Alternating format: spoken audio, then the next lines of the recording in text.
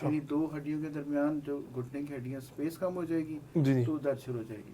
اچھا اس کو ہم خوراک کے ذریعے بھی مینیج کر سکتے ہیں، فزیکل ایکسرسائز کے ذریعے بھی، اور میڈیسن کے ذریعے اس کے کیا طریقہ کار ہیں جن سے ہم مینیج کر سکتے ہیں اس ان کو پین؟ تینوں طریقے سے مینیج کر سکتے ہیں. اچھا مائگرین کا دوسرا مسئلہ یہ ہے کہ اچھا یہ اس کا کوئی ایویڈنس نہیں ہے.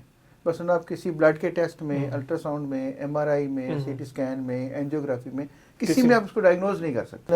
جیسے دماغ ہے، جیسے ہمارا ہارٹ ہے، ہماری جگر ہے یا دونوں گردے ہیں، سب سے پہلے جو بلڈ ہے وہاں پہ جاتا ہے تاکہ ان کو سیو کیا جا سکے. Welcome to Bukhari pod cost.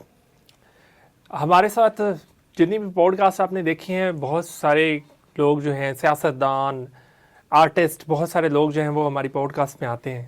لیکن آج جو ہمارے ساتھ شخصیت موجود ہیں وہ ہمیں روزمرہ زندگی میں جو ہمیں مسائل پیش آتے ہیں، خصوصاً ہماری صحت کے حوالے سے، اس کے بارے میں ہمیں بیان کریں گے، ہمیں گائیڈ کریں گے، ہمیں بتائیں گے کہ ان باتوں کا خیال رکھ کر ہم ایک اچھی صحت کے ساتھ زندگی گزار سکتے ہیں. ہمارے ساتھ موجود ہیں پروفیسر ڈاکٹر شہزاد کریم بھٹی صاحب. Sir welcome to Bukhari podcast. بہت شکریہ. سر بہت شکریہ، آپ نے ہمیں ٹائم دیا، جزاک اللہ. ڈاکٹر صاحب آج کل آپ کیا کر رہے ہیں؟ میں جی basically international pain management specialist ہوں اور ریڈیولوجسٹ ہوں. تو میں آج کل کنگ ایڈورڈ میڈیکل یونیورسٹی میں ہاسپٹل کے اندر ہیڈ ڈپارٹمنٹ آف ریڈیولوجی میں، اور ایک علامہ اقبال ٹاؤن میں اوزون کلینک کے نام سے ہم لوگ پین سینٹر چلاتے ہیں، اور ایک آئی ایم سی ہاسپٹل ہے DHA فیز 5 میں لاہور میں. میں وہاں پہ شام کو اپنا کلینک کرتا ہوں پین سے ریلیٹڈ. اچھا ڈاکٹر صاحب جیسے آپ نے پین کی بات کی، ہمارے ہاں جو سب سے کامن بیماری سمجھی جاتی ہے وہ گھٹنوں کا درد ہے. گھٹنوں کا درد کیسے ہوتا ہے اور اس کا ٹریٹمنٹ کیسے کیا جا سکتا ہے؟ اچھا، گھٹنوں کے درد کے بارے میں دو تین چیزیں میں آپ کو بتاؤں گا. لوگوں کا خیال یہ ہے کہ گھٹنوں کا درد صرف بزرگوں کو ہوتا ہے.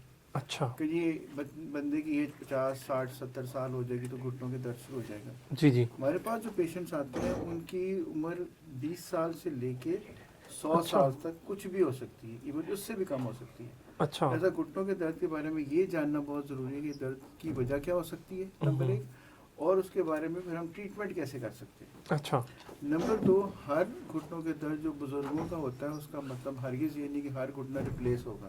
اچھا جتنے پیشنٹس آتے ہیں ان کو ہر ایک نے یہی کہا ہوتا ہے کہ آپ کے گھٹنے تبدیل ہوں گے. جی تو ہم وہ لوگ ہیں جو لوگوں کو یہ بتاتے ہیں کہ گھٹنے تبدیل کرنے کے علاوہ بھی بہت کچھ باقی ہے. مثلاً جو زیادہ ایج کے لوگ ہیں، جن کو شوگر یا ڈائبٹیز ہے، جو کنٹرول میں نہیں ہے، جن کا ویٹ زیادہ ہے، جن کی واک نہیں ہے، ایکسرسائز نہیں ہے، اچھا فزیکل ایگزرشن نہیں ہے، ان کو درد ہونے کے چانسز نسبتاً زیادہ ہوتے ہیں. ہوتا اس میں یہ ہے کہ جو بزرگوں میں پین ہوتی ہے کہ وہ ہڈیوں سے متعلقہ زیادہ ہوتی ہے. اچھا یعنی دو ہڈیوں کے درمیان جو گھٹنے کی ہڈیاں اسپیس کم ہو جائے گی تو درد شروع ہو جائے گی. جوانوں میں جو درد ہوتی ہے اس کی وجہ موسٹلی ٹوسٹ کرنا ہے. گھٹنا ٹوسٹ ہو گیا، جیسے اسپورٹس میں خاص طور پہ جو موومنٹ والی اسپورٹس ہیں، کرکٹ ہے، فٹ بال ہے، باسکٹ بال ہے، یا کوئی بھی اسپورٹ جیسے ٹینس ہے یا بیڈمنٹن ہے، اس میں گھٹنا ٹوسٹ کر جاتا ہے جس سے پین شروع ہو سکتی ہے. سو اس ٹوسٹ کرنے سے لیگامنٹس یا اس کے پٹھے ڈیمیج ہو جائیں گے. اس پٹھوں کے نقصان کی وجہ سے درد ہوتی ہے، ہڈیوں کی وجہ سے کم. اچھا اس کو ہم خوراک کے ذریعے بھی مینیج کر سکتے ہیں، فزیکل ایکسرسائز کے ذریعے بھی، اور میڈیسن کے ذریعے اس کے کیا طریقہ کار ہیں جن سے ہم مینیج کر سکتے ہیں اس ان کو تینوں طریقے سے مینیج کر سکتے ہیں. اچھا ڈاکٹر صاحب جیسے آپ نے بیان کیا کہ گھٹنوں کے درد کا جو علاج ہے وہ آپریشن کے بغیر بھی ممکن ہے، یہ کیسے ممکن ہے؟ اچھا اس میں تھوڑی سی چیز سمجھنے کی ضرورت ہے. میں بیسیکلی پین اسپیشلسٹ ہوں. جی اب گھٹنے کی درد بہت ساری وجوہات کی بنا پہ ہوتی ہے، جیسے میں نے آپ کو پہلے بتایا. اب ہم نے دیکھنا ہوتا ہے کہ درد کی وجہ کیا ہے. اچھا ہمیں درد کی وجہ کو اگر ہم علاج کر دیں گے تو درد خود بخود ٹھیک ہو جائے گی. سو کانسیپٹ یہ ہے کہ آپ نے وجہ تلاش کرنی ہے اور وجہ کا علاج کرنا ہے. جب وجہ ٹھیک ہوگی تو آپ کو گھٹنوں کے درد کی علاج کی ضرورت نہیں پڑے گی. مثلا ہم کیا کرتے ہیں، ایک پیشنٹ اگر ہمارے پاس گھٹنوں کے درد کا آتا ہے، اس کا ہمیں ایکس رے دیکھ لیا، ینگ پیشنٹ ہے یا بزرگ ہے، ہم اس کے گھٹنے کا الٹرا ساؤنڈ کرتے ہیں. اچھا الٹرا ساؤنڈ کر کے یہ چیک کرتے ہیں اس سے کون سا پٹھا، کون سا مسل وہ ڈیمیج ہے. مثال کی بات یہ ہے کہ اگر ایک گھٹنے کا ایک پٹھا ڈیمیج ہے تو ہم اس ایک مسل کا ٹریٹمنٹ کریں گے، چاہے جا کے پورے گھٹنے کے اندر اسٹیرائڈ کے انجیکشن لگانے شروع کر دیں. سو پریسائز ڈائگنوسس ہو جاتا ہے جس سے آپ اس کا علاج کرتے ہیں، پیشنٹ ٹھیک ہو جاتا ہے. اسی لیے ہم لوگ اسٹیرائڈس کا استعمال نہ ہونے کے برابر کرتے ہیں. جیسے کہ ہمارے بہت سارے دوست اسٹیرائڈز یوز کرتے ہیں. پھر جب آپ نے گھٹنے کی سورس ٹریٹ کر دی تو پھر آپ کو بہت زیادہ ٹریٹمنٹ کی ضرورت نہیں پڑتی. پھر ہم ان کو گائیڈ کر سکتے ہیں, فزیوتھراپی کا گائیڈ کر سکتے ہیں, لائف اسٹائل ماڈیفیکیشن گائیڈ کر سکتے ہیں, ویٹ ریڈکشن گائیڈ کر سکتے ہیں. تو اس سے بہت ساری چیزیں بغیر سرجری کے ٹریٹ ہو سکتی ہیں جن کو آپریشن کی ضرورت نہیں ہے. اچھا, جیسے آپ نے کہا کہ ایکس رے سے کر لیتے ہیں, کچھ اور بھی چیزیں ہیں جن سے انالائز کیا جا سکتا ہے؟ ایکس رے ہے, ایم آر آئی ہے, اس میں کچھ؟ جی, بڑا اچھا سوال آپ نے پوچھا. جیسے ہمارے پاس اسپورٹس کے بہت لوگ آتے ہیں, جی جی, ان کی لیگامنٹ یا ریشے یا بریتیں یا مسلس کی انجری ہوتی ہے, وہ ہم الٹرا ساؤنڈ پہ بھی دیکھ لیتے ہیں, اور اگر تھوڑا سا شک پڑے تو پھر ہم ایم آر آئی کرا دیتے ہیں. اچھا, ایم آر آئی بھی اسی لیے کرایا جاتا ہے کہ گھٹنے کی سورس کا پتہ چلے کہ درد کہاں سے آ رہی ہے, اور اس کو ہم ٹریٹ کرتے ہیں. ہمارے پاس ایک لیٹسٹ تھیراپی جس کو ہم اوزون تھیراپی کہتے ہیں, اچھا, آکسیجن اس میں لگاتے ہیں. جو انسولین کی ایک چھوٹی سی نیڈل ہوتی ہے اس کو استعمال کرتے ہیں, یعنی وہ نیڈل ایگزیکٹ ہمیں پتہ لگ جاتا ہے ایم آر آئی سے یا الٹرا ساؤنڈ سے کہ کون سا پٹھا ڈیمیج ہے. اس کے اوپر ہم وہ انسولین کی نیڈل سے اسکن میں اوزون لگاتی ہے, جذب ہو جاتی ہے. جیسی جذب ہوگی تو اس پٹھے کی ہیلنگ شروع ہو جائے گی. جیسی اس کی ہیلنگ ہوگی تو درد ٹھیک ہو جائے گی. جب درد ٹھیک ہوگی تو اوور آل جو پیشنٹ کا امپیکٹ ہے وہ درد اس کی بہتر ہو جائے گی, وہ چلنا پھرنا بھی شروع کر دے گا, موومنٹ بھی شروع ہو جائے گی. یہ ایک ٹریٹمنٹ ہے. اچھا, اس کے بعد ایک اور لیٹسٹ ٹریٹمنٹ ہم کرتے ہیں جس کو ہم ایگزوسومز کہتے ہیں. اچھا, ایگزوسومز. وہ لوگ بے شمار ایسے لوگ ہیں جو اپنے گھٹنے کا آپریشن نہیں کرا سکتے, ان کو انیستھیزیا والی اجازت نہیں دیتے, ایج فیکٹر بھی ہے, ایج فیکٹر بھی ہے, یا بعض اوقات افورڈیبلٹی کا ایشو آ جاتا ہے, یا بعض اوقات کوئی آپریشن کرانا ہی نہیں چاہتا. تو اس کا ہم بھی کہتے ہیں کہ ان کو ہم نے ایسے تو نہیں چھوڑ دینا. اب جو لیٹسٹ ٹریٹمنٹ دنیا میں ہو رہا ہے وہ اس کو ایگزوسومز یا اسٹیم سیلز کہتے ہیں. اچھا, یہ کرتے یہ کہ یہ چیزیں کچھ امپورٹ ہوتی ہیں, کچھ انسان کی باڈی میں سے بنائی جاتی ہیں. جی جی, یہ ہم گھٹنے کے اندر لگا دیتے ہیں ایک خاص طریقے سے, ایک خاص طریقے سے. یہ بھی صرف ایک انجیکشن کی طرح کی ایک پروسیجر ہم کرتے ہیں. اور اس میں کہتے یہ ہیں, ہم نے بہت سارے پیشنٹس کیے ہیں ماشاءاللہ, کہ یہ جو گھٹنے کے اندر اسپیس ختم ہو جاتی ہے جس کو ہم کارٹلیج کہتے ہیں, وہ دوبارہ بننی شروع ہو جائے گی. اچھا, جب کارٹلیج دوبارہ بننی شروع ہو جائے گی تو وہ پھر گھٹنے کی سرجری کی ضرورت ہی نہیں رہے گی. یہ ایک لیٹسٹ برانچ ہے میڈیسن کی, اس کو ریجنریٹو میڈیسن کہتے ہیں. اچھا, ریجنریٹو کا مطلب یہ ہوا کہ چیزیں دوبارہ بننی شروع ہو گئی. یہ قدرتی طریقے سے دوبارہ بن رہی ہیں. جی, قدرتی طریقے سے. اس میں جو کہ ہم انجیکشنز لگا رہے ہیں, ایک انجیکشن کی پروسیجر اس کو ہم کہتے ہیں. اس میں اسٹیم سیلز اپنی باڈی میں سے بنائے جاتے ہیں, ایگزوسومز امپورٹ ہوتے ہیں, ہم باہر امریکہ سے امپورٹ کرتے ہیں. اور وہ پھر جب ہم لگاتے ہیں اس کے اندر, تو اس کے اندر ایسی کیپیبلٹی ہے اس ایگزوسومز میں کہ وہ کارٹلیج کو یہ میسج کنوے کرتے ہیں کہ دوبارہ بننا شروع ہو جاؤ. اچھا, وہ جو کارٹلیج ہے وہ جب بن جائے گی, جو کہ دو ہڈیوں کے درمیان ایک نرم ہڈی ہے جس کی وجہ سے درد ہوتی ہے, تو درد ختم ہو جائے گی. اس میں 3 سے 4 مہینے لگتے ہیں. لیکن یہ اس وقت یہ لیٹسٹ طریقہ کار ہے اس درد کا, جو یورپ میں, امریکہ میں, جاپان میں, چائنا میں چل رہا ہے. وہاں پہ تھوڑا ایکسپینسو ہے, ہمارے یہاں بھی نسبتاً اس کی قیمت تھوڑی زیادہ ہے, لیکن بہت سستا ہے ایز کمپیئر ٹو یورپ اور امریکہ. مطلب ایک عام آدمی اس کو مینیج کر سکتا ہے. دیکھیں, یہاں پہ جو اچھے گھٹنے کی سرجری کرنے والے لوگ ہیں وہ 20 سے 30 لاکھ روپے چارج کرتے ہیں گھٹنے کی, دونوں گھٹنوں کی سرجری کا. اور دنیا کا کوئی ڈاکٹر اور دنیا کا کوئی ہاسپٹل کسی بھی سرجری کی 100% گارنٹی نہیں دے سکتا. اب میرے پاس بے شمار لوگ ایسے آتے ہیں جنہوں نے امریکہ سے, یورپ سے کہیں سے سرجری کرائی تھی گھٹنے کی, وہ کامیاب نہیں ہوئی. اچھا, سو میرے خیال میں ایسے وہ لوگ جو یہ کوشش کرنا چاہتے ہیں کہ وہ سرجری نہیں کرانا چاہتے, تو ان کو اس قسم کا ٹریٹمنٹ جو کہ نان سرجیکل ٹریٹمنٹ ہے, چاہے وہ کوئی بھی کرے, لیکن یہ موسٹلی ہم پین مینجمنٹ کے لوگ کرتے, اس قسم کا ٹریٹمنٹ کے بارے میں ضرور سوچنا چاہیے تاکہ آپ کی سرجری یا تو نہ ہو یا ڈیلے ہو جائے, یا جب تک سرجری نہیں ہوتی اس وقت آپ کی زندگی تو آسان ہو جائے.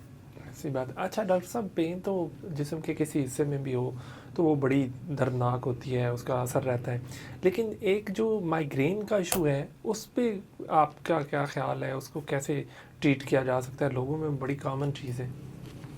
اچھا, یہ مائیگرین کے بارے میں ایک مسکنسیپشن میں آپ کو بتا دوں. جتنا لوگوں کا خیال ہے کہ مائیگرین کامن ہے, یہ اس سے بہت زیادہ کامن ہے. اچھا. نمبر 2, میں نے اپنے کلینک میں 6 سال کے بچے سے لے کے 60 سال کی خاتون تک مائیگرین کے لیے ٹریٹ کیا ہے. अच्छा اس کا مطلب یہ ہوا کہ اگر کوئی بندہ یہ سوچتا ہے کہ بچوں میں نہیں ہو سکتی تو یہ بچوں میں بھی ہو سکتی ہے. اچھا اگر آپ کا بچہ آپ کو کہہ رہا ہے کہ میرے سر میں درد ہے, اگر آپ کو بچہ کہہ رہا ہے میرے سر کے ایک سائڈ پہ درد ہے, تو آپ یہ نہ سمجھیں کہ یہ بچے کو مائگرین نہیں ہو سکتی. اچھا نمبر 2, مائگرین فیملیز میں چلتی ہے. مثلا اچھا بہن بھائیوں میں جینیٹک بالکل جینیٹک ہے. اچھا اگر والدہ یا والد کو ہے تو بچوں میں ہو سکتی ہے. ہو سکتا ہے 4 بہن بھائیوں میں سے 2 کو ہو, 2 کو نہ ہو, لیکن یہ اچھا جینیٹک ہے. اور ایگزیکٹلی عام طور پہ پیٹرن بھی اسی طرح سے ملتا جلتا ہے جیسے کہ ان کے پیرنٹس میں ہوتا ہے. اچھا سو یہ چیز, یہ معلومات کا جاننا ضروری ہے کہ ایک تو یہ بچوں میں بھی ہو سکتی ہے, نمبر 2 یہ فیملی میں رن کر سکتی ہے. لہٰذا اگر کوئی بندہ آپ کو کہتا ہے کہ مجھے مائگرین ہے تو اس کا مطلب ہے کہ وہ ٹھیک کہہ رہا ہے. مائگرین کا دوسرا مسئلہ یہ ہے کہ اچھا یہ اس کا کوئی ایویڈنس نہیں ہے. بس آپ کسی بلڈ کے ٹیسٹ میں, الٹرا ساؤنڈ میں, ایم آر آئی میں, سی ٹی اسکین میں, اینجیوگرافی میں, کسی میں آپ اس کو ڈائگنوز نہیں کر سکتے. اچھا اچھا یہ صرف ایک پین ایک ایسی چیز ہے جو آپ کو پیشنٹ بتاتا ہے. ہم کیسے ڈائگنوز کرتے ہیں؟ اس کے شروع ہونے کا کوئی ٹائم ہے کہ یہ اسپیسیفکلی فلاں ٹائم یا فلاں چیز ہونے کے بعد ہو جاتا ہے مائگرین؟ نہیں, شروع ہونے کا کوئی ٹائم نہیں ہے, اچھا لیکن اس کے کچھ انیشیٹنگ فیکٹرز ہیں اور اچھا وہ ہر پیشنٹ کو اپنے پتہ ہوتے ہیں. مثلا کسی کو اسٹرانگ اسمیل سے شروع ہو جاتی ہے, کسی کو زیادہ ایگزرشن سے شروع ہو جاتی ہے, کسی کو کم سونے سے شروع ہو جاتی ہے, کسی کو روشنی فلکرنگ لائٹ زیادہ اس سے شروع ہو جاتی ہے, کسی کو کوئی بندہ سگریٹ پی رہا ہو اس سے شروع ہو جاتی ہے. اچھا سو ہر ایک کا انیشیٹنگ فیکٹر ہے, لیکن کب شروع ہو جائے اس کے بارے میں کہنا بہت مشکل ہے. اچھا لیکن مائگرین کے پیشنٹ کو پتہ چل جاتا ہے کہ مجھے درد ہونے والی ہے, ٹھیک ہے تو وہ ان کو آئیڈیا ہو جاتا ہے کہ مجھے درد ہونے والی ہے. اس کے مطابق پھر ان کو پتہ چلتا ہے کہ کسی کی 1 دن چلتی ہے, کسی کی چند گھنٹے چلتی ہے, کسی کی ہفتہ بھی چلتی ہے. تو ہر پیشنٹ جو ہے اپنی انڈیویجولی اس کو آئیڈیا ہونا چاہیے کہ مجھے کب شروع ہوگی اور مجھے آگے کیا کرنا چاہیے. اچھا اس کا علاج جیسے آپ بتا رہے تھے, علاج اس کا کیسے ہو سکتا ہے؟ اچھا, علاج کو ہم 2 حصوں میں تقسیم کر سکتے ہیں. جی جی کہ ایک بندہ جو اپنے کام میں مصروف ہے, گھر میں ہے, نوکری پہ ہے, جاب پہ ہے, اس کو شروع ہو جائے تو اچھا کیا کرنا ہے اور ویسے علاج کیسے کر سکتے ہیں. دیکھیں, تو گھر میں یا کسی جاب کے دوران یا کام کے دوران, ڈرائیونگ کے دوران اگر مائگرین شروع ہو جائے, ایک تو ہر ایک کو پتہ ہوتا ہے کہ مجھے کس دوائی سے آرام آتا ہے, وہ دوائی آپ کے پاس ہر وقت ہونی چاہیے. ٹھیک ہے نمبر 2, اکثر مائگرین کے پیشنٹس کو شروع ہونے سے پہلے آئیڈیا ہو جاتا ہے کہ مجھے درد ہونے والی ہے. اچھا اگر ان کو آئیڈیا ہو جاتا ہے تو ان کو فوراً وہ دوائی لے لینی چاہیے. ٹھیک ہے نمبر 3, اگر درد شروع ہو گئی ہے جی جی تو پھر 2-3 کام کریں.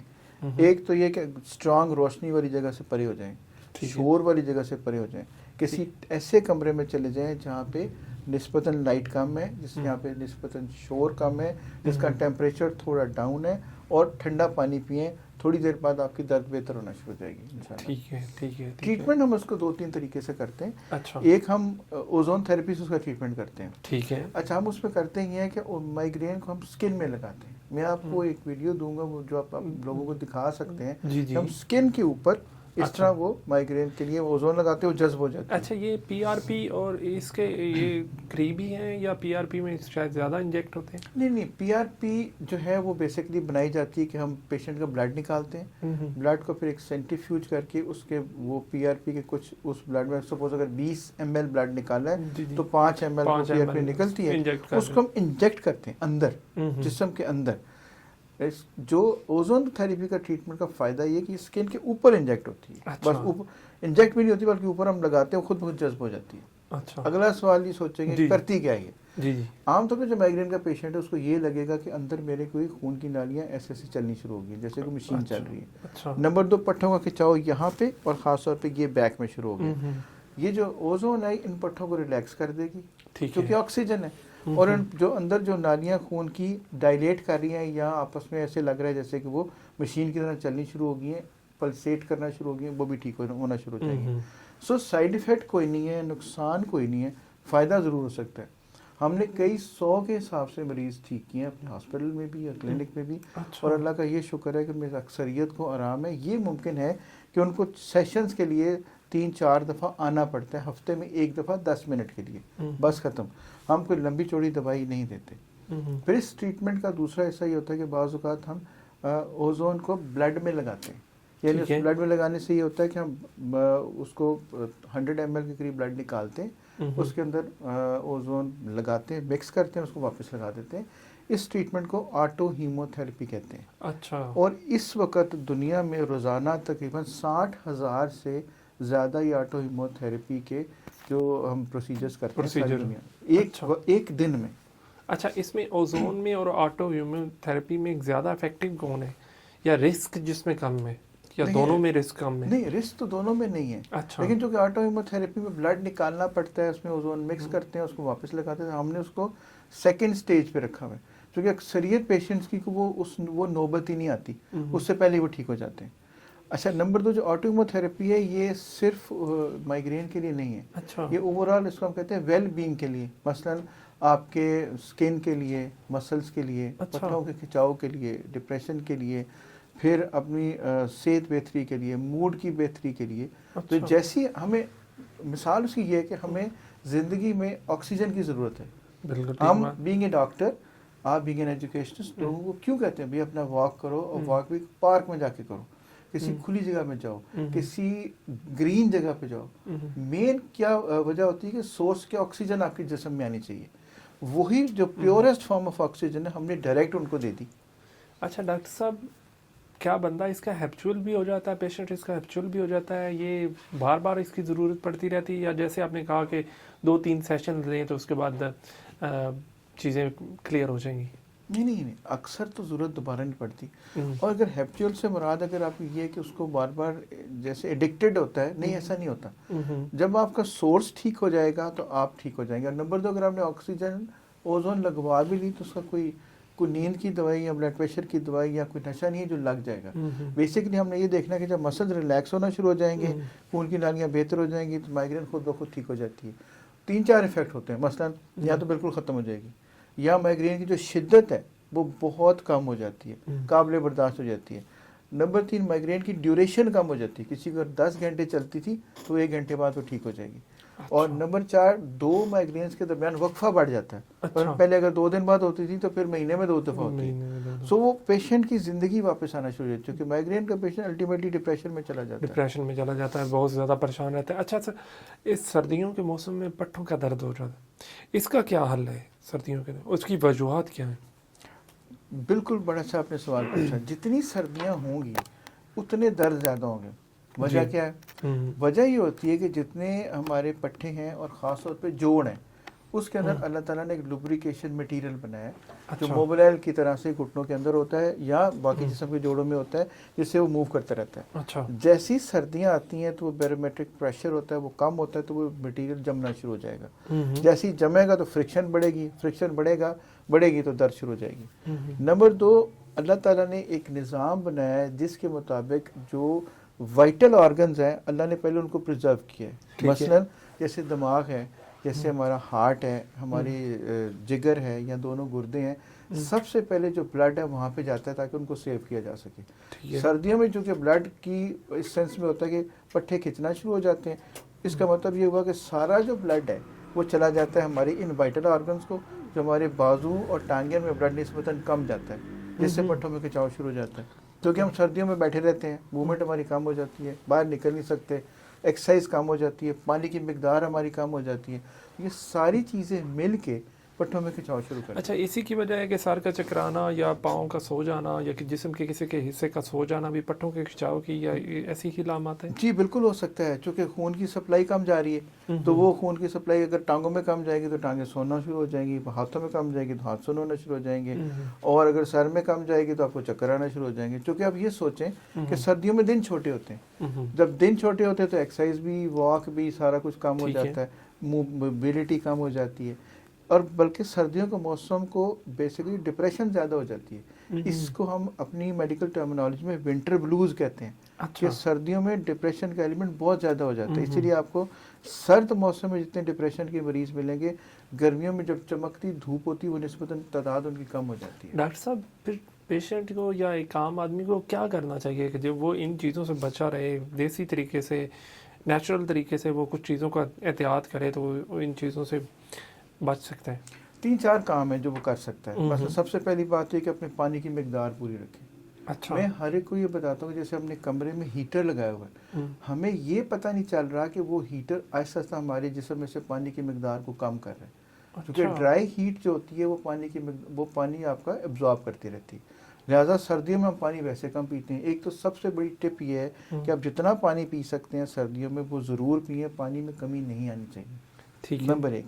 نمبر دو، موومنٹ بہت ضروری ہے، کوئی ایکسرسائز، کوئی واک، کوئی چلنا پھرنا، یہ بہت ضروری ہے تاکہ مسلس کے اندر بلڈ کی سپلائی بحال رہے، مسلس کی طاقت بحال رہے، پٹھے جو ہیں وہ موو کرتے رہیں، جوڑ موو کرتے رہیں۔ جب یہ موومنٹ جاری رہے گی تو دردیں بھی کم ہوں گی اور وہ کھچاؤ بھی جو پٹھوں میں ہوتا ہے وہ بھی کم ہوگا۔ نمبر تین، جو مرغن غذائیں ہیں جیسے تلی ہوئی چیزیں ہیں، جیسے فش ہے یا اور ڈیپ فرائیڈ چیزیں، وہ نہ کھائیں۔ میں اپنے تمام پیشنٹس کو کہتا ہوں اگر آپ نے سردیوں میں فش کھانی ہے یا کوئی چیز لینی ہے تب آپ اس کو گرل کرا لیں، اس کو ڈیپ فرائیڈ، وہ جو جس میں بیسن لگے ہوتے ہیں، جس میں فرائی کیا جاتا ہے، وہ نہ لیں۔ وہ نہ صرف آپ کا ویٹ بڑھاتی ہے، جس میں پانی کی کمی بھی کرتی ہے، اور جس سے آپ کی جو ساری دردیں، معدے کا نظام سب کچھ خراب ہونا شروع ہو جاتا ہے۔ سو ضرور سردیوں کی چیزیں لیں لیکن کوشش کریں کہ وہ گرلڈ ہوں۔ اچھا، ہمارے یہاں یہ سمجھا جاتا ہے عام طور پر کہ آپ سردیوں میں فش ہے اس کا استعمال کر لیں، کہ پنجیری گھر میں بن رہی ہے، کچھ اس چیزیں بن رہی ہیں ان کا استعمال کریں تو سردی کا اثر جو ہے وہ کم رہے گا۔ ٹھیک ہے، اس کو ہم منع نہیں کرتے کہ آپ پنجیری بھی کھائیں، آپ فش بھی کھائیں، کہ ایک تو یہ کہ اس کی تعداد تھوڑی سی اپنے خیال سے رکھیں کہ مجھے کتنی کی کھانی چاہیے۔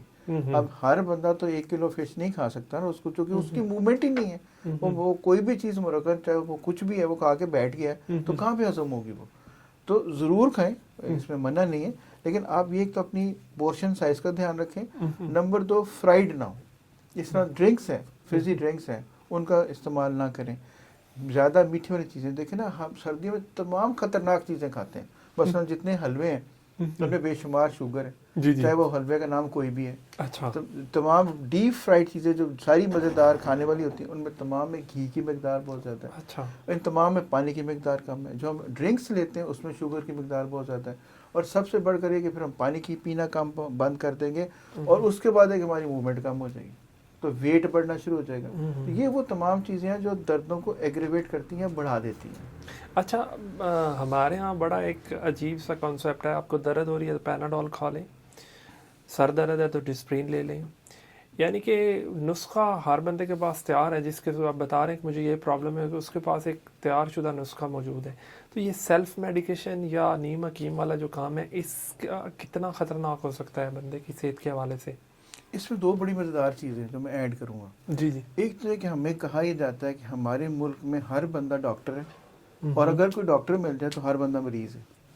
ہماری محفلوں میں ہمیں یہی ہوتا ہے، ایسی بات، ہر بندہ آپ کو نسخہ بتائے گا، جی جی، اور جب آپ کو پتہ چلے گا فلاں کو ڈاکٹر صاحب آ گئے تو پھر سارے مریض بن جائیں گے، سارے مریض۔ نمبر 1۔ نمبر 2، جو آپ نے کہا نا سیلف میڈیکیشن کے، جی وہ نیم حکیم، ایک اور آج کل بڑی خطرناک قوم آئی ہوئی ہے، اس کو ہم کہتے ہیں گوگل ڈاکٹر۔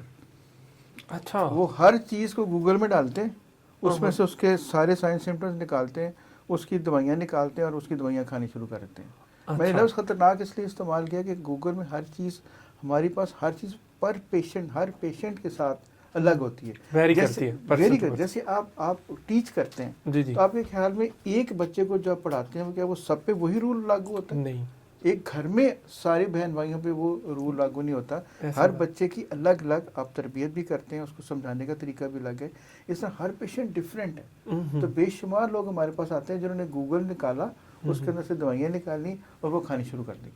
جب وہ سارا کام خراب ہوتا ہے تو پھر ان کو اندازہ ہوتا ہے کوئی گڑبڑ ہو گئی ہے، کیونکہ ہماری جو ٹریننگ ہے ہمیں یہی پتہ ہے کون سی دوائی کس کو دینی ہے، کتنی ڈوز میں دینی ہے، کب دینی ہے، کب بند کرنی ہے، کس کی کمبینیشن بنانی ہے، تو یہ لوگ بھی ہیں۔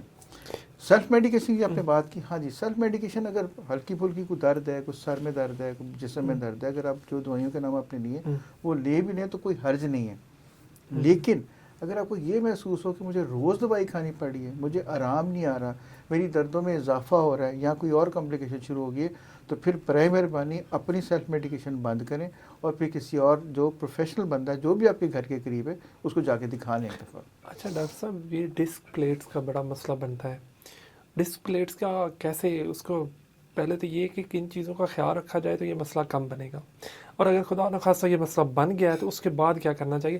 اسی حوالے سے جیسے میں نے پہلے کہا کہ نیم حکیم والی بات، کہیں پہ جا رہے ہوتے ہیں وہ کوئی اس کو پکڑ کے کوئی جوائنٹ کو ہلا رہا ہے، کوئی کچھ کر رہا ہے، تو وہ اس کے بارے میں آپ کیا کہیں گے؟ بہت لوگ ہیں، آپ نے بڑا زبردست یہ سوال کیا۔ ہم نے پاکستان میں تقریباً کوئی 80,000 سے زیادہ پیشنٹس ٹریٹ کیے ہیں اچھا جن کی ڈسک کا مسئلہ تھا، جس کو شیاٹکا کہتے ہیں عام الفاظ میں، کہ درد ہوتی ہے کمر میں، وہ کمر سے کسی ایک ٹانگ میں یا دونوں ٹانگوں میں جاتی ہے، بندہ کھڑا نہیں ہو سکتا، بندہ چل نہیں سکتا، بندہ نماز نہیں پڑھ سکتا، بندہ زمین پہ بیٹھ کے اٹھ نہیں سکتا، صبح سو کے اٹھ نہیں سکتا، اتنی درد ہوتی ہے. اور بعض اوقات تو میرے پاس ایسے لوگ آتے ہیں جو یہ کہتے ہیں ہم کھانا نہیں کھا سکتے، ہمیں الٹا لیٹ کے کھانا پڑتا ہے کہ جیسے ہم سیدھے ہوتے ہیں پٹھوں میں ٹانگوں میں کھچاؤ شروع ہو جاتا ہے اور ہمیں درد اتنی شدید ہوتی ہے کہ ہم نہ کسی سے بات کر سکتے ہیں نہ چل پھر سکتے ہیں. اچھا، اس کے بعد ہم اس کو ڈائگنوز کرتے ہیں ایم آر آئی سے. ایم آر آئی کر لیا، پتہ لگا جی آپ کی آخری L4 L5 یا L5S1 جو کہ ڈسک کے نمبر ہے نیچے کی یا اوپر گردن کی ڈسک اپنی جگہ سے سلپ ہو گئی ہے. اچھا، عام طور پہ اوپر اس کا علاج کیا جاتا ہے سرجری سے، کہ جناب آپ کو آپریشن ہوگا جس سے آپ یہ ڈسک ٹھیک ہو جائے گی، کیونکہ لوگ اتنے تنگ آئے ہوتے ہیں کہ وہ کچھ بھی کرنے کو تیار ہیں. ہم بھی پین فزیشین کو یہ کہتے ہیں کہ ہر ڈسک کی بیماری کا علاج سرجری نہیں ہے، اس سے پہلے بہت کچھ کر سکتے ہیں ہم. اب میں نے آپ کے سامنے 80,000 کا لفظ استعمال کیا، ہم کرتے کیا ہے؟ ہم لیٹسٹ ایک طریقہ کار ہے ٹریٹمنٹ کا، وہ استعمال کرتے ہیں. ہم نے ایک ڈائگنوز کر لیا کہ جی اس کا ایم آر آئی ہوا تھا، اس کو 4تھی 5ویں ڈسک میں پرابلم ہے. جی اب ہم کریں گے یہ کہ ہمارے پاس اینجیوگرافی کی مشینز ہیں، ہمارے پاس ایک فلوروسکوپس ہیں، اس کے کیمرے سمجھ لیں، اس میں ہمیں وہ ڈسک نظر آتی ہے کہ یہ ڈسک ہے جس کو پرابلم ہے. اس ڈسک کے اندر ہم ایک چھوٹا سا پروسیجر کرتے ہیں جس میں 10 منٹ لگتے ہیں. اس میں بھی ہم اوزون لگاتے ہیں، اس کو اوزون نیوکلیو پلاسٹی کہتے ہیں. اوزون نیوکلیو پلاسٹی یعنی وہ کیا کرے گی، اس ڈسک کو جس کو سرجری والوں نے کاٹ کے چھوٹا کرنا ہے، جو کہ نس کو پریس کر رہی ہے، جس سے درد ہو رہی ہے، وہ تھوڑا سا شرنک ہو جائے گی. 10 منٹ کا ٹوٹل پروسیجر ہے.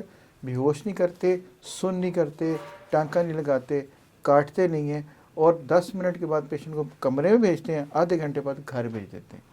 یہ ساری ٹریننگ میری اسپین سے اور اٹلی سے ہے، میں وہاں کا ٹرینڈ ہوں، اور میری جو فیلوشپ ہے وہ امریکہ سے ہے. تو یہ نہیں کہ پاکستان میں ٹریٹمنٹ ہوتا ہے، پاکستان میں بہت کم جگہوں پہ ہوتا ہے، یہ ساری دنیا میں ٹریٹمنٹ چل رہا ہے، اور سارے یورپ میں، چائنا میں، انڈیا میں، جاپان میں، امریکہ میں، بہت ساری جگہوں پہ یہ ٹریٹمنٹ چلتا ہے، اور ابھی بے شمار لوگ اس کو لوگوں کو فائدہ ہوا ہے اس سے. سو ہر کمر کا درد، ہر جو ڈسک سلپ ہے، ہر شیاٹکا جو ہے، اس کا علاج سرجری نہیں ہے. اچھا ڈاکٹر صاحب، اس پین کے دوران بندے کو کون سے میجرز لینے چاہیے جس سے تھوڑی سی درد کم ہو سکتی ہے، یا فوری طور پہ کیا کرنا چاہیے؟ دیکھیں، درد کے لیے سب سے ضروری بات یہ ہے کہ آپ کو پتہ لگ جاتا ہے کہ مجھے درد کیسے ہوتی ہے. مثلا جو لوگ زیادہ دیر بیٹھے رہتے ہیں، وہ لوگ جو زیادہ دیر کھڑے رہتے ہیں، وہ لوگ جو زیادہ دیر سیڑھیاں چڑھتے اترتے رہتے ہیں، وہ لوگ جو ویٹ اٹھاتے ہیں، خاص طور پہ ہمارے جو ینگ لوگ ہیں، ان کو آئیڈیا ہو جاتا ہے کہ مجھے فلاں چیز سے درد زیادہ ہوتی ہے، تو اس موومنٹ کو اوائڈ کرنا چاہیے. بچنے کے لیے زیادہ ضروری یہ ہے کہ خاص طور پہ جو ہمارے ینگ بچے میرے پاس آتے ہیں، جو اسپورٹس کے لوگ ہیں یا باڈی بلڈر ہیں، جم سے ہیں، وہ لوگ کیا کرتے ہیں کہ یہ بغیر کسی وارم اپ کے اپنا ایکسرسائز شروع کر دیں گے، یا کوئی ایسا اینگل استعمال کر لیں گے جس سے وہ ڈسک پہ زور پڑے گا، وہ پین شروع ہو جائے گی. سو ان تمام کو میں یہ کہتا ہوں کہ ایک تو وارم اپ کیے بغیر اپنی کوئی بھی ایکسرسائز شروع نہ کریں، چاہے وہ گیم ہے، چاہے وہ بیڈمنٹن ہے، چاہے وہ اسپورٹس ہے، چاہے وہ کرکٹ ہے، یا آپ جم میں جا رہے ہیں. نمبر 1. نمبر 2، آپ کے پاس آپ کا جو کوچ یا کوئی استاد ہے وہ ایسا ہونا چاہیے جس کو ان چیزوں کی سمجھ ہو.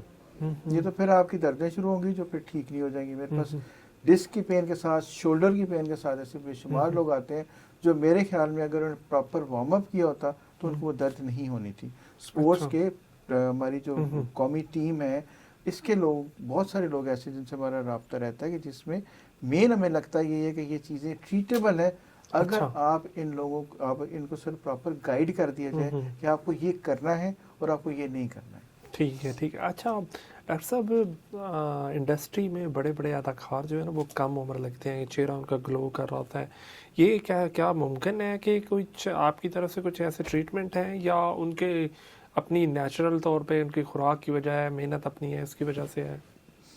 پہلی چیز تو یہ کہ ان کی محنت ہے جو ہمیں ماننی چاہیے. اب جتنے لوگ میرے پاس آتے ہیں ان میں سے اکثریت وہ جو اپنی ڈائٹ کا دھیان رکھتے ہیں، وہ کوئی ایسی چیز نہیں کھاتے جس سے ان کو پتہ لگے کہ جی میرے لیے نقصان دہ. وہ فرائیڈ چیزیں نہیں کھاتے، وہ زیادہ ٹھنڈی پانی نہیں پیتے، وہ ایسی کوئی چیز نہیں لیتے جس سے ان کو نقصان ہو. نمبر 1. نمبر 2، پھر ایکسرسائز ہے. اچھا उनके तमाम के अक्सरियत ऐसे हैं जो कोई ना कोई एक्सरसाइज जब भी उनको मौका मिलता है वो करते हैं। वो अपने आप को फिट रखते हैं, वेट अपना काबू में रखते हैं, शुगर अपनी काबू में रखते हैं। यही चीज़ें आपको बेहतर करती हैं। इसके बाद हम क्या कर सकते हैं उनके लिए? मसलन मेरे पास बेशुमार जो एंकर्स हैं वो आती हैं जिनको ये पीछे दर्द होती है, उसको हम फाइब्रोमाइल्जिया कहते हैं। ये दर्द ज़्यादा देर बैठने से, ज़्यादा स्ट्रेस से कमर के नीचे ऊपर वाले हिस्से में और गर्दन के नीचे वाले हिस्से में अक्सर औरतों को दर्द शुरू हो जाती हैं, उसको फाइब्रोमाइल्जिया कहते हैं। ये भी दर्द में, इस दर्द की भी एक खूबी समझ लें वो ये भी किसी टेस्ट में नहीं आती। अच्छा। ये ना किसी ब्लड में, ना किसी अल्ट्रासाउंड में, ना किसी एमआरआई में आती है।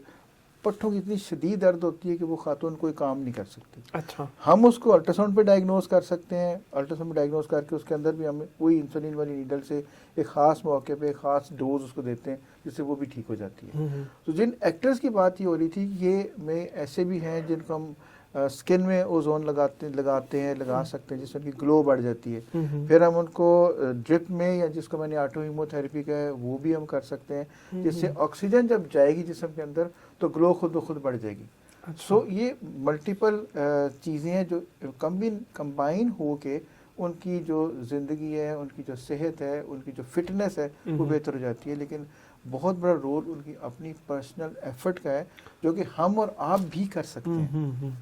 अच्छा डॉक्टर साहब, एक जो है ना, आप बेशक आप अपनी चैनल पे देख लें, एक जो वीडियो जिस टॉपिक पे अभी मैं बात करना, जहाँ पे भी आप वीडियो डालें वो बहुत ज़्यादा वायरल होती है, वो है मर्दाना बाजपन। इसमें एक तो पेशेंट जो है वो बहुत ज़्यादा शाय होता है, वो बता ही नहीं सकता, किसी बंदे से डिस्कस ही नहीं कर सकता इस प्रॉब्लम को। तो इसका क्या हल है? क्या उसको मेजर लेने चाहिए? पहले तो ये बताएं कि वो ज़ाती तौर पे क्या कर सकते हैं, फिर उसको कब जो है वो डॉक्टर के पास आना चाहिए। अच्छा, इसमें एक और मैं बताता हूँ कि जो लोग बाज़ औक़ात मानते नहीं हैं। आप सपोज़, मैं सबसे पहला सवाल जो मेरे पास पेशेंट्स आते हैं, ख़ासतौर पर जिस मसले का जिक्र आपने किया, उनसे मैं पूछता हूँ कि जनाब आपको शुगर तो नहीं है? वो कहेंगे जनाब हमें तो कभी शुगर हुई नहीं। तो कहेंगे यार एक टेस्ट तो करा लो। वो कहेंगे जनाब जब हमें शुगर ही नहीं है तो हम टेस्ट क्यों कराएं? यहाँ जिसको शुगर है, डायबिटीज़ है, वो कहता है मेरी तो अंडर कंट्रोल है। हम एक 3 महीने की शुगर का एक टेस्ट होता है, उसको HbA1c कहते हैं, वो कराते हैं। उनमें से अक्सरियत ऐसी है जिनका वो टेस्ट नॉर्मल नहीं होता।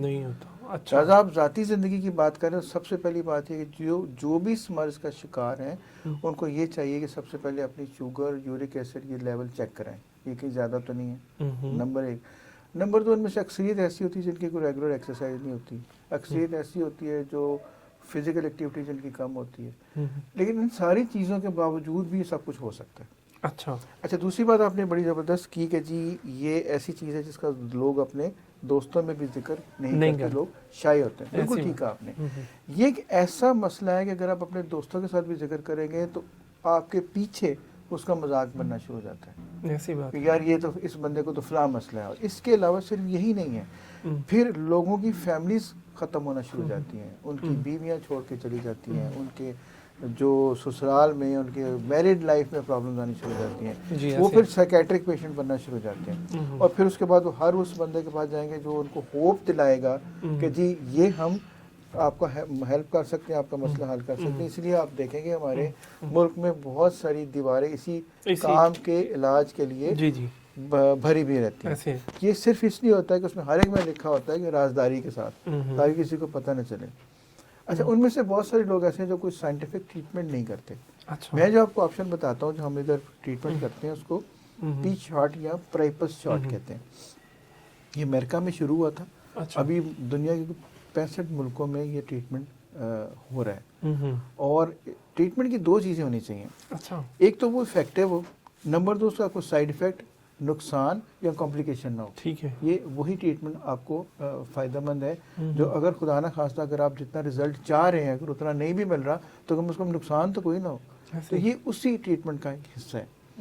हम उसमें क्या करते हैं, मेरी ट्रेनिंग है इसमें हमने एक CRSM के नाम से एक सर्टिफिकेशन होती है, certification in reproductive and sexual medicine, मैंने वो कहते ट्रेनिंग की भी है। उसमें हम ये करते हैं कि उसके अंदर हम थोड़ा सा पेशेंट का ब्लड निकालते हैं PRP की तरह, उसका एक उसमें से PRP की तरह एक फ्लूइड निकालते हैं। उसको हम फिर उस मर्द के जो उस मखसूस उज़्व का अल्ट्रासाउंड करते हैं। अच्छा। वो पॉइंट आउट करते हैं कि इसके अंदर मसल में कोई इशू तो नहीं है, इसके खून की सप्लाई में कोई इशू तो नहीं है, اور پھر اس کے اندر 3-4 پوائنٹ میں ایک چھوٹی سی نیڈل کے ساتھ اس کو لگا دیا جاتا ہے اور اس کے ساتھ اوزون لگا دی جاتی ہے. اچھا. یہ کرتی کیا ہے؟ ہوتا ہی ہے کہ جیسے آپ ایکسرسائز کرتے ہیں, سپوز آپ نے بائسیپس کی ایکسرسائز شروع کی ہے, اچھا. اس میں کیا ہوگا جب آپ ویٹ اٹھانا شروع کریں گے تو 2 کام ہوں گے. اگر آپ اپنے کچھ دیر ایک سیٹ لگانے کے بعد اپنے مسل کو ہاتھ لگائیں گے تو 2 چیزیں ہوں گی. اچھا. ایک تو اس کو مسل آپ کو لگے گا جیسے یہ ہارڈ ہو گیا. نمبر 2, وہ اگر آپ ہاتھ لگائیں گے آپ کو فیل ہوگا جیسے یہ وارم ہے, گرم ہو گیا. ہوا کیا, مسل کی اسٹرینتھ بڑھنی شروع ہوگی, خون کی سپلائی بڑھنی شروع ہوگی. اس سے کیا ہوا کہ مسل میں طاقت آنی شروع ہوگی. یہی کام سمجھنے اس اوزون میں ہم کرتے ہیں کہ جب یہ ہم ان کو اوزون اور وہ پی آر پی اور بلڈ دیں گے, اس سے کیا ہوگا کہ مسل کی طاقت بھی بڑھنی شروع ہو جائے گی, بلڈ سپلائی بھی بڑھنی شروع ہو جائے گی, اور اس کا جو کام ہے, اسٹرینتھ ہے, وہ بہتر ہونی شروع ہو جائے گی. ٹھیک ہے. اس کا سائیڈ افیکٹ کوئی نہیں ہے, نقصان کوئی نہیں ہے. ہم نے کوئی اسٹیرائڈ نہیں دی, کوئی ایسی چیز نہیں دی جس سے اس کو نقصان ہو, اس کے گردوں کو نقصان ہو یا اس کے جگر کو نقصان ہو. کچھ بھی نہیں ہے, صرف اپنا بلڈ ہے اور آکسیجن, بس. اچھا, یہ پی شاٹ بھی اسی کا حصہ ہے؟ جی, اسی کو ہی پی شاٹ کہتے ہیں, جس کو میں نے آپ کو آسان کر کے بتانے کی کوشش کی تاکہ یہ لوگوں کو یہ سمجھ آ جائے. یہ کوئی ایسی چیز نہیں ہے جو کسی طرح سے بھی نقصان دے, اور کافی افیکٹو ہے. اچھا, یہ کافی نہیں ہے, ہم اس کے بعد ایک پورا پیکج ہے. ہم ان پیشنٹ کا اپنے کا کچھ بلڈ کے ٹیسٹ کراتے ہیں. مثلا میری خواہش ہوگی ان کے شوگر کا لیول ٹھیک ہونا چاہیے, ان کی فزیکل ایکٹیویٹی ہونی چاہیے, ان کی جو لپڈ پروفائل ہے وہ ٹھیک ہونا چاہیے, ان کا ٹیسٹوسٹرون لیول ٹھیک ہونا چاہیے. تو ہم ایک چیز کو ٹریٹ نہیں کرتے, جب پوری کا چیزیں ایک پیکج کو ٹریٹ کریں گے تاکہ ان کو دوبارہ ضرورت نہ پڑے. ان کو پھر ہم لائف اسٹائل ماڈیفکیشن بتاتے ہیں کہ اپنے زندگی میں کیا کرنا ہے, کیا نہیں کرنا. تو اٹس ویری افیکٹو. ڈاکٹر صاحب, اعصابی تناؤ کو کیسے کم کیا جا سکتا ہے جو زیادہ تر بیماریوں کی وجہ بھی بن جاتا ہے؟ میرے پاس جتنے پیشنٹس آتے ہیں نا, ان میں سے اکثریت سے میں صرف 2 سوال پوچھتا ہوں. جی. کہ جناب آپ کے کھانے اور سونے کا ٹائم فکس ہے کہ نہیں؟ 90% جواب ملتا ہے نہیں. دوسرا سوال یہ پوچھتا ہوں کہ جناب آپ کی کوئی ریگولر ایکسرسائز ہے کہ نہیں؟ اس کا بھی 90% جواب ملتا ہے کہ نہیں. ٹھیک ہے. اعصابی تناؤ کی بھی یہی وجہ ہے. اچھا. ہماری نہ تو کھانے کا ٹائم ہے, نہ ہماری سونے کا ٹائم ہے, نہ ہماری ایکسرسائز ہے, نہ ہم کسی کھلی فضا میں جاتے ہیں, نہ ہمارے مسل اسٹرانگ ہوتے ہیں, نہ ہم اندر آکسیجن کی مقدار پوری جاتی ہے, اور نہ ہی ہمارے اندر جو اسٹریس ہے وہ نکلتا ہے. تو میرے خیال میں یہ اگر ہم اپنی یہ چیزیں لائف سٹائل بہتر کر لیں, واک شروع کر لیں, ایکسرسائز شروع کر لیں, میڈیٹیشن جیسے نماز ہے, اس قسم کے کام شروع کرنے سے اعصابی تناؤ, کھچاؤ, اسٹریس یہ کم ہو سکتا ہے. اچھا ڈاکٹر صاحب, آخر میں صرف اتنا بتا دیں کہ ایک نارمل انسان کو کن چیزوں کا خیال رکھنا چاہیے کہ ان چیزوں کا خیال رکھ کے وہ بہتر زندگی گزار سکتا ہے؟ زندگی میں چند چیزیں رول ہونی چاہیے آپ کی زندگی کا. سب سے پہلی چیز جو اللہ تعالیٰ کی ذات نے بنائی ہے وہ آپ کی باڈی کو ریسٹ چاہیے. اور ریسٹ کا مطلب یہ ہوا کہ ریسٹ اس وقت چاہیے جو ٹائم آپ کو اللہ نے دی ہے ریسٹ کرنے کے لیے, اور وہ رات ہے. اگر ہم رات دیر تک جاگتے رہتے ہیں اور صبح دیر تک سوتے رہتے ہیں, یہ ایک سرکیڈین ردم ہوتا ہے انسان کے اندر جس میں ہارمونز کنٹرول ہوتے ہیں, یہ سب الٹ ہو جاتے ہیں. تو جو بندہ رات دیر تک جاگے گا, صبح دیر تک سوئے گا, تو اس بات کے چانسز بہت ہیں کہ اس کے اندر سٹریس لیول بڑھ جاتا ہے. لیکن ہم اپنے آپ کو اپنی لائف سٹائل ایسی کوشش کریں کہ ہم اپنے ٹائم پہ اٹھیں, ٹائم پہ سوئیں, پلس اپنی ڈائٹ کا دھیان رکھیں, پانی کی مقدار زیادہ رکھیں. کوئی بھی مسئلہ ہے تو پانی کی مقدار ہماری پوری ہونی چاہیے. اس کے علاوہ تھوڑی سی ایکسرسائز, ضروری نہیں آپ جم جائیں, واک کر سکتے ہیں. خواتین کے لیے اگر آپ گھر میں پارک نہیں جا سکتی ہو, جم نہیں جا سکتی, تو گھر میں تو جگہ ہے, چھت پہ چلی جائیں, گلی میں چلی جائیں, تھوڑی سی واک کر لیں. یہ اور باقی جو ہماری جو مرغن غذائیں ہیں, تلی ہوئی چیزیں, صرف انہی سے پرہیز کر لیں تو ہمارے پٹھے, جوڑ, باقی دردیں سب کچھ ٹھیک رہے گا. اچھا ڈاکٹر صاحب, اگر ہمارے سننے والے ویورز جو ہیں وہ آپ سے رابطہ کرنا چاہتے ہیں, آپ سے اپوائنٹمنٹ لینا چاہتے ہیں, تو اس کا کیا طریقہ کار ہے کہ بہت آسانی سے ان کو ٹائم بھی مل جائے تو آپ سے کنسلٹ بھی اپنے پرابلمس کر سکیں؟ جی, 2 طریقے ہیں. ایک تو میں صبح میں ہاسپٹل میں ہوتا ہوں, وہ وہاں پہ میرے سے ہماری ریڈیولوجی ڈپارٹمنٹ ہے سرجیکل ٹاور میں ہاسپٹل میں, وہاں پہ میرے سے رابطہ کر سکتے ہیں. پھر میرے 2 کلینکس ہیں, ایک علامہ اقبال ٹاؤن میں اوزون کلینک کے نام سے ہے, 10 گلشن بلاک علامہ اقبال ٹاؤن, اور ایک IMC ہاسپٹل ہے DHA فیز 5 میں, وہاں پہ مجھ سے رابطہ کر سکتے ہیں. نمبر امید ہے آپ کو یہاں سے اس سے مل جائیں گے. وہ نمبر آپ کی اجازت سے نیچے چلا دیں. جی پلیز, اس میں یہ فائدہ یہ ہوگا وہ ہیلپ لائن کے نمبرز ہیں, وہ آپ کو اپوائنٹمنٹ لے سکتے ہیں کہ آپ مجھے کس ٹائم پہ کہاں پہ مل سکتے ہیں. جی ڈاکٹر صاحب, بہت شکریہ, تھینک یو سو مچ, آپ نے اتنا قیمتی وقت دیا, جزاک اللہ جی. شکریہ بہت بہت.